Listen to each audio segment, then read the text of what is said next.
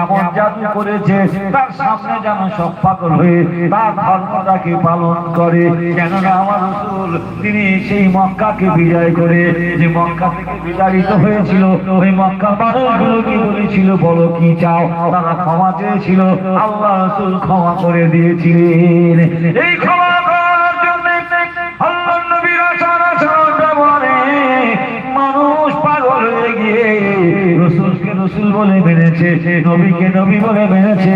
আর এই বুড়ি তো আগে ভয় করে সে আজ গ্রাম ছেড়ে যখন পাহাড়ের দিকে যায় আল্লাহ নবী আল্লাহ হাবিবের সামনে নানান রকম গালাগালি দেয়। আমার রাসূল বলে কি এমন হয়েছে বলো?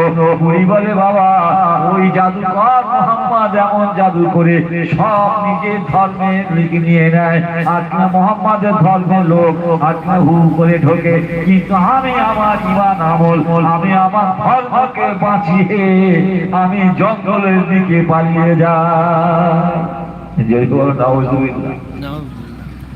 ওই বুড়ি বলছে যে আব্দুল্লাহর বেটা মুহাম্মদ এমন বড় জাদুকর, হ্যাঁ বলে ওকে দেখছে আর মানুষ ও বলে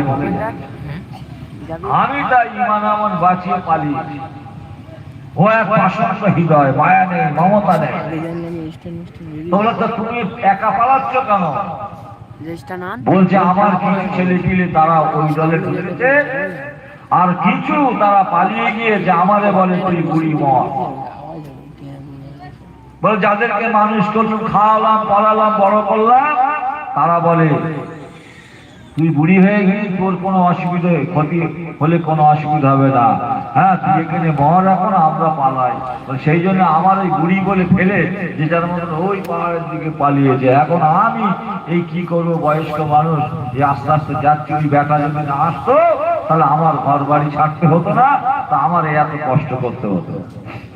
আল্লাহ নবী আল্লাহ হাবিব কি নবী দেখো, আমার রাসূলের সামনে গালাগালি দিচ্ছে, রাসূল উপভোগ করছেন, রাসূলকে চেনে না জানে না। আমার রাসূল হাতটা ধরে আর ওই গাঁটটা মাথায় করে নিয়ে আজ গল্প করতে করতে তিনি আজ ওই পাহাড়ের দিকে চলে যায়। আমার রাসূল যান, আমার রাসূল ওই বুড়ির সঙ্গে কথা বলে। আমার রাসূল বলেন ও বুড়ি মা আপনি কি সেই ব্যক্তিটাকে দেখেছেন? বলে না বাবা গল্প শুনেছি। বুঝলেন, চোখে দেখিনি, গল্প শুনেছি। বলে খুব পাষণ্ড, হ্যাঁ শুধু মানুষকে মারে, হাত রাগ রক্তে রাঙা করে, বুঝতে পারছেন?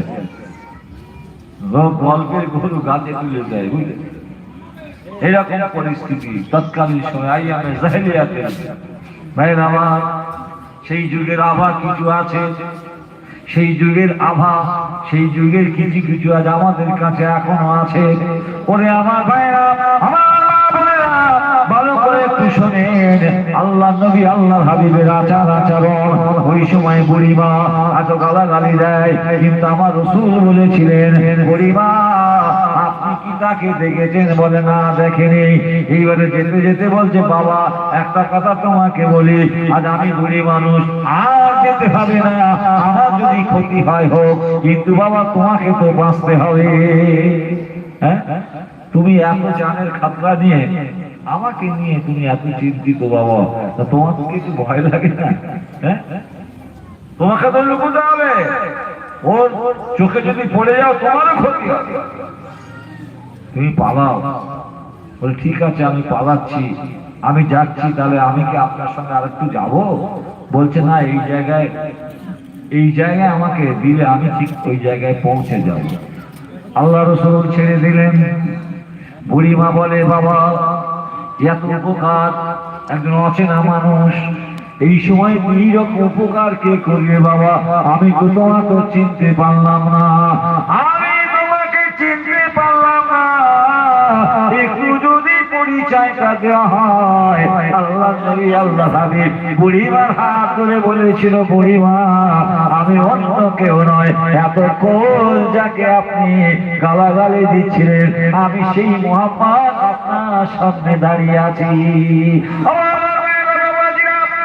নবী আল্লাহ হাবিব দুনিয়ার বাদশা গেছে।